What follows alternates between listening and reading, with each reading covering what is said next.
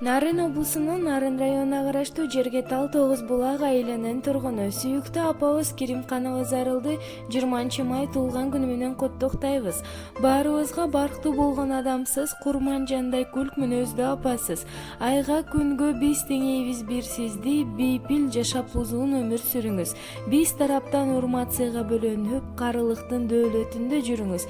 Неберелер алдыңызда чуу салып, чебере бөбөрени көрүп, ден соолукта аманчылыкта өмүр сүрүп, бактылуу болуңуз деп балдары жана неберелери куттукташат.